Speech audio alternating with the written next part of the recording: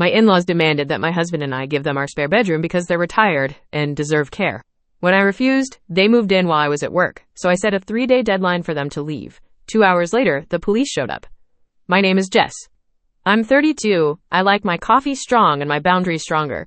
And I married the gentlest man I know, Ethan, who can spend 20 minutes apologizing to a Roomba because he bumped it with his foot. We have a small, well-loved house with a postage stamp lawn that Ethan insists on mowing in perfect diagonal lines. Those parents, my in-laws, are Ron and Marla. If you met them at a cookout, you'd call them old school.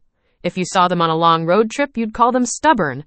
Ethan is their only son, which, in Marla's mind, means the road to the center of the family goes through him and then funnels into whatever room I'm in. We also have exactly one spare bedroom, which I call the blue room, because the walls are a soft, calming blue that I painted myself one long weekend when Ethan was visiting his parents out of state.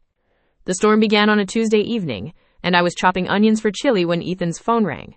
He put it on speaker because he was kneading cornbread dough. Marla's voice came in bright and sharp. "Hi, sweetie, put Jess on too." I said hello.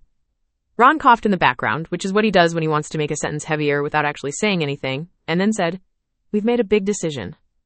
Marla bulldozed ahead. "We're retiring, effective immediately. We deserve to be cared for. We've earned it. So the logical next step is for us to move in with you and use that spare bedroom. We'll be very tidy. Your father and I have discussed it. We can pay a small stipend for groceries." Ethan went very still. I could feel the whole kitchen go quiet, like the house itself was listening. I was still holding the knife, which is not the posture you want when you're about to say something that will not be received as gentle. I set the knife down carefully and said, "Marla, we've talked about this. We won't be living together. We can help with other arrangements." Silence, then a brittle laugh. "Jess, dear, you're misunderstanding. We don't need a discussion. We need a plan. We've worked our whole lives. It's time for our children to step up. We are not going into a facility to be warehoused among strangers." Ron coughed. Warehouse.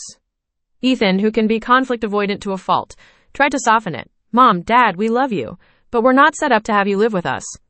We can contribute to assisted living. We've budgeted for that. We've looked at options near your friends." Marla cut in. "We are not asking to be put away. Jess can keep her job. We'll keep to ourselves.